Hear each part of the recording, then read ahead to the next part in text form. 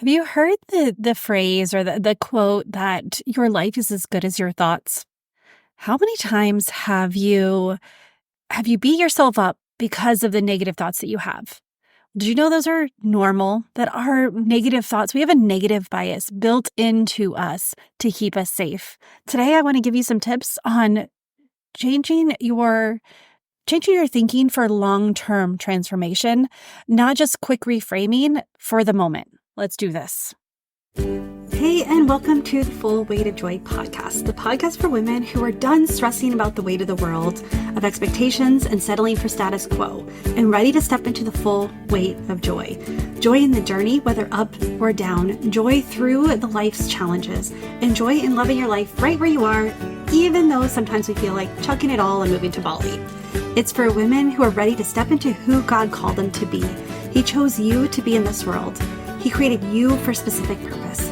God called us to be the light on a hill, and by embracing who you are and whose you are, you can stand on that hill and shine. The best part, when you're standing next to another woman who's also on the journey, the world gets brighter. My name is Tammy. I am your host and a master certified life coach and a trained therapist. For over a decade, I've been helping women do just that. Step into who they're called to be and shine. Are you ready, friend, to start your journey? Let's do this. Ever been given the advice to just think different or change your perspective? How many times has it helped? How many times has it allowed you to change in the moment? And how many times has it brought on guilt because you're like, I tried that and it just didn't work? That's what I'm talking about today. This simple reframe that is like, well, it's all over this whole new mindset work culture that we have. And I wanted to talk to you a little bit because I want to give you some tips, because there are some times that simple reframing is going to help in the moment. But if you're looking for lasting change, if you're looking for lasting results, if you're looking for transformation and you want a different life, simply thinking something different is not going to get you there. And so I'm going to start this 3 reasons why simply reframing your thoughts is not lasting mindset change. And I know so many people, like this whole mindset, it's a buzzword right now. And I want you to think about it a little bit different. I want you to think about the fact that the way your mind is set, there's nothing permanent about it. However, simply deciding to think differently is not what our brains need. It will help in the moment. And I'll talk about 3 reasons why it's good after. Like, I was planning that later on in the outline, but right now I want to talk about the 3. Like, let's first let me alleviate some of your guilt, some of the shame, some of the why is it working? Why is it not working for me? And why can't I just think different? What's wrong with me? It's not you. It is the way our brains were wired. It's the way God created our brains for safety. Because if it was that simple and we can just change the way we thought, we would be in a dangerous situation.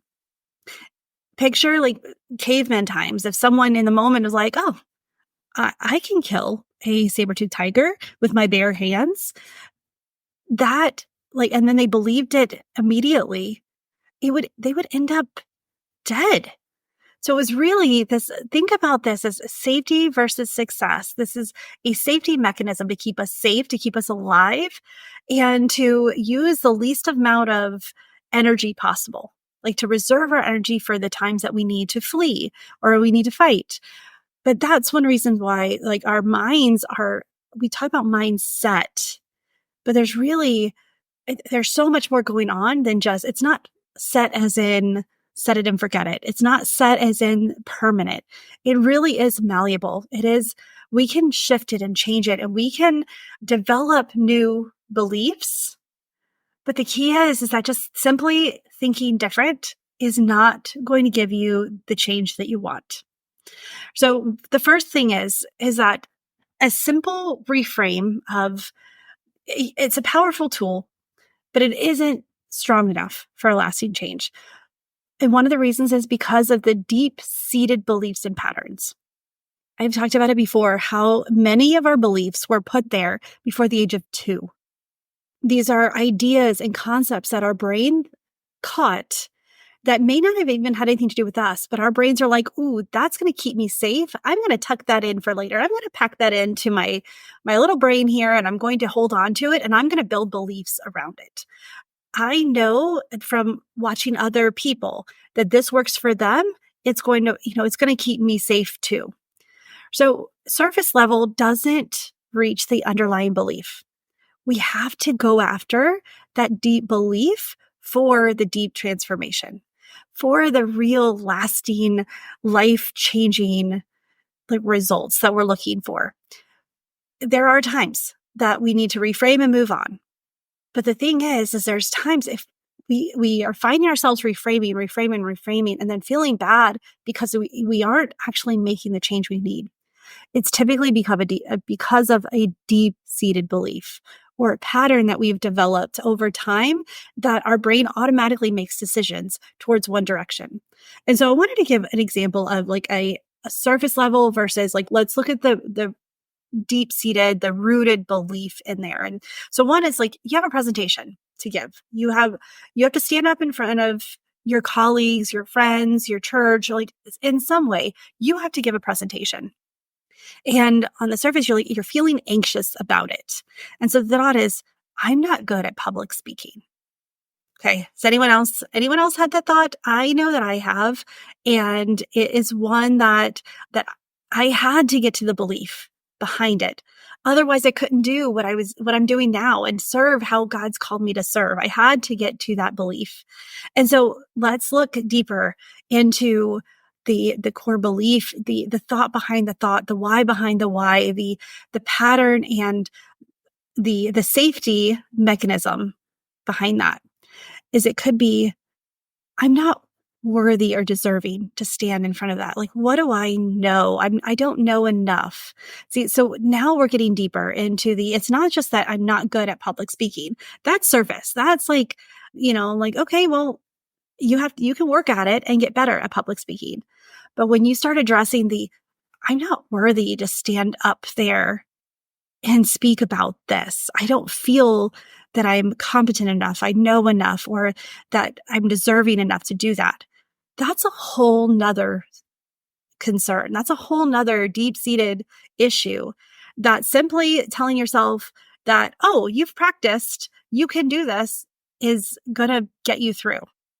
It's never going to rewrite that story, and you're going to constantly feel anxious about public speaking. And so in the moment, that telling yourself well, you're not good at it, but you've practiced it and you've got your slides and you can let's just get it over with. We'll get the job done. But then it's time to do the real work and remove that belief, because the I'm not worthy belief is a flat out lie. I know that I don't know your specific case, but I know that God's already deemed you worthy. And so now we get to rewire that and look for evidence that that's true instead of the lie that your brain is feeding you to keep you safe. Because if you're never up there on that stage, your brain is like, whew, we won't be asked again. We don't have to address that. And I don't ever have to prove myself that I am worthy. Okay, you see the difference there between the surface level of thought and then the root cause or the root belief that is deeper and that's innate in us. The next reason is the emotional and physiological responses. So thoughts are tied closely to emotion. We know from science that our thoughts actually are what create the emotion. It's not the other way around. We don't feel the emotion and then think the thought. The thought fires milliseconds before. But if someone but reframing a thought won't change the associated emotion or reaction. You still let's go back to that presentation and I'm not good at public speaking. And so you get anxious. That's the emotion. Well, just telling yourself that you've practiced and you can do it, that anxiety is still there. But when you start looking at, I prepared, I am worthy to stand up here. God's created me for this, that anxiety will dissipate. So that emotional and physiological response changes with a pattern or a belief change that doesn't change with a reframe. Okay, so this addressing the responses requires techniques beyond, like, we have to go beyond mindfulness and emotional regulation practices in order to get these deep beliefs to be rewired, we've got to address the deep beliefs. And then the last one that I'm going to talk about is the behavioral change in habits. Like, lasting mindset often requires us to shift our behaviors or habits, not just our thoughts, like actions. I know that the last podcast I talked about how just information and knowledge and is not enough. Just thinking different is not enough. We have to pair it with a behavioral change, a new habit in order to create lasting results. So reframing can create a new perspective, but without corresponding changes in the actions, like, old patterns quickly reemerge. They're going to come back, and they're going to come back with a vengeance. And so if we want sustainable change, we have to integrate new behaviors that rewire and lead to the true belief we want to hold about ourselves. So we need to create a new feedback loop. If I do this, then that means this about me, versus if I stand in front of a crowd, I feel anxious because I'm not good at this. So we can, setting new routines, and that whole lie, the 21 days to new habit, like, you've got to push past that. It's more like 67 days. Like, we have to put in the reps in order to have the new habit or the new skill or the new change. So it's not like, be willing to do the work, but give yourself the grace to know that it's not like you're not fighting yourself. You're fighting the untrue beliefs. So it's not you, it's some of the beliefs that we hold that are no longer serving us, that kept us safe, but are not going to help us be successful. So it's not you, it's some of the beliefs that are false. Just because we believe it doesn't make it true. I've mentioned before that what a belief is, it's a thought paired with an emotion, thought over time, like repeated over time. Nothing in there has any checks and balances to see, okay, is this true? Okay, I'll believe it. Does this keep me safe? Does it make my life easy? Is it something that seems natural or normal? Sure. Belief, create. Like, that's what's going on there. And so, like, the other thing I wanted to talk about today. So I wanted to talk about, like, 3 ways to know that our beliefs are stopping us. Because you may find yourself like, I just need to think different. I just need a new perspective on this. And again, a new perspective, a reframe is not bad in nature, inherently wrong, but it's not going to create the lasting change. And so I wanted to talk about, like, here's some indicators to watch out for, that you need more than a reframe, that you need more than a perspective shift, that these are beliefs that are stopping us, and not just it's not us. It's the recurring negative patterns. If you have recurring negative behaviors, you're doing things you don't want to do. I know Paul in the Bible talks about, like, why do I do the things I don't want to do, and I can't do the things that I want to do? It's because our brains are keeping us safe. And so when we start to notice that, for instance, we consistently experience similar conflicts in, like, relationships, or we realize that every time we go for a goal, we get to the point where we're right at it, and then something happens to derail us. That reoccurring negative pattern is going to stop us, and we need to have a shift in our beliefs in order to move forward. Okay, so the next one is inner resistance and self-sabotage. How many times, if you're honest with yourself, and this is something that I have to get honest with myself often, am I really the one holding myself back?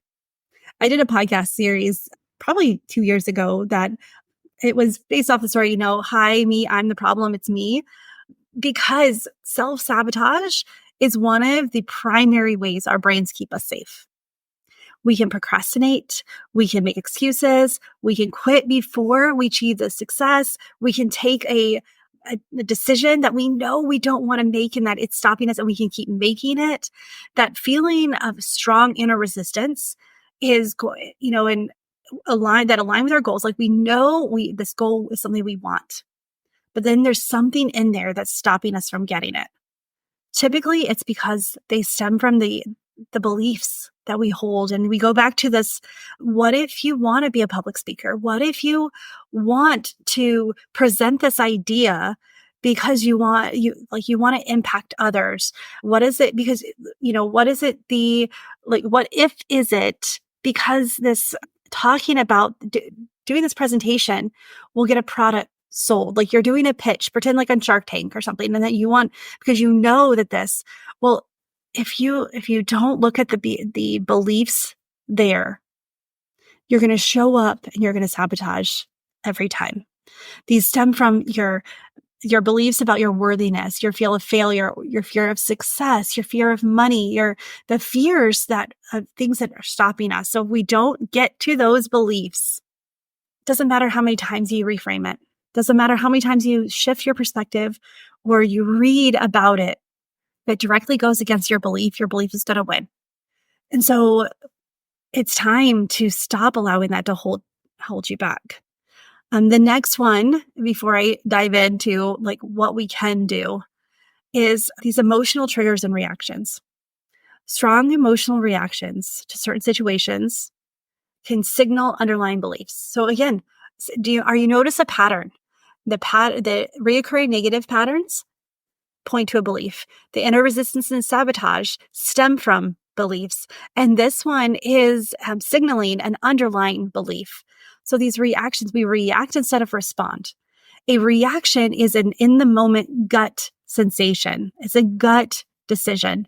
Whereas a response is a thoughtfully crafted, for the most part. Like you take a beat and you make the decision you want versus just instead of being like a compulsory decision.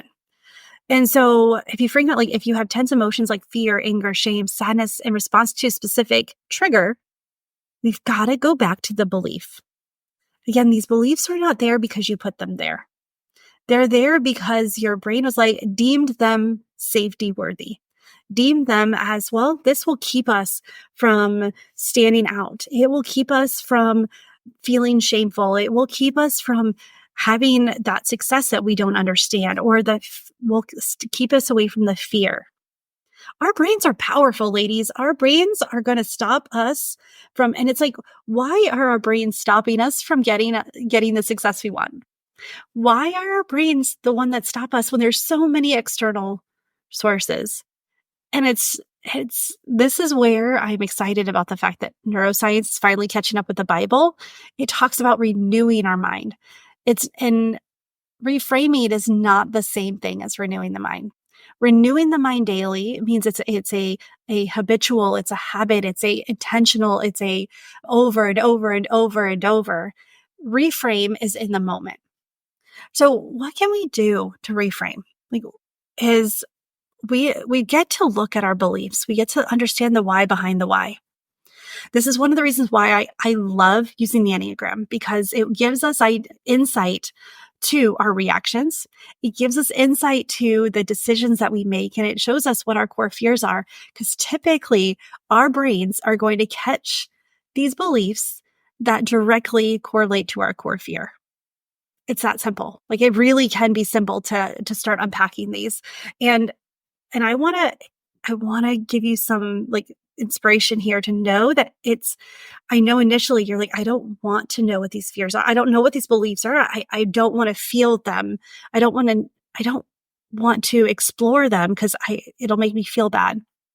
This is why with my clients, we talk about the fact that they're not you. Like God says who you are. Your beliefs don't. You can wire your beliefs to align with God like that, and then the beliefs do point to who you are. But the ones that your brain's going to catch are not necessarily true. And we get to find evidence to prove that it's not true. It's not just, oh, you want to be good at public speaking, just keep telling yourself the affirmation that I'm good at public speaking. Because if it directly speaks against your belief of I'm not worthy to be up there on stage, other people deserve to be there more than me, Doesn't matter how many times you're going to tell yourself, you're still going to feel that anxiety and it's still going to make you nervous to get up there. But when you address the belief, that lie that you're not worthy, now the real work can start. So it's about really like give yourself that gift to look at the beliefs, the thought behind the thought, and the belief that you hold that points to that thought and that emotion. And so that's something, again, that I work on with my clients. That's something that you can do, renew the mind when you ask yourself, okay, what belief do I hold about this topic? And then, is it true? And when you do that, when you start to look and you challenge this belief, you want to challenge it, and then look at what evidence you see, and then it's like, what is the belief that is true? What is that you are like, create this new core belief. So, and then that it directly speaks to that false one, that lie. And so there's a process that we can do. There's actually a way that you can rewire it in 6 to 7 days, something that I work on with my clients. But what you can do yourself, write down the belief, just write it down and then pray over it. And then I want you to get clear with where in my life is there evidence that this belief is false?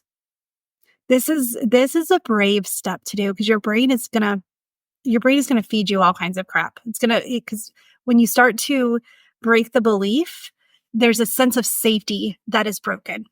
So know that that's coming and lean into it. Resistance is your friend. It's gold. It's telling you to lean in deeper. There's a difference between a resistance where there's like the hairs on the back of your neck are coming up. Like, it's a response where there's a danger. But if it's an emotional danger, dive into it a little bit deeper and just ask yourself, find a trusted friend, get a coach who will sit there and be there with you so you don't have to do this alone. But then, where's the evidence that it's false? What is the evidence saying that's true? And then focus on that. Think about that. Tell yourself that over and over and over. So let's talk about times. Okay, I don't want you to give up simply reframing. So I'm going to end with this, this ways to, the reasons why. Let me find my notes. I think it's down here. Okay. The 3 reasons why, surface level reframing is important. And sorry, my dogs are going crazy, probably Amazon. Immediate stress reduction. Okay. There are times that we have to, in the moment, change the way to allow to manage the stress. If we are anxious about getting up in public speaking, in that moment, it's not the time to be like, let me look at this belief. No, you got 30 seconds. You got to be on stage. So what you got to tell yourself, you got to tell yourself something different. You got to shift away. What do you need to tell yourself to make it happen, to allow you to perform in a better, high pressure situation?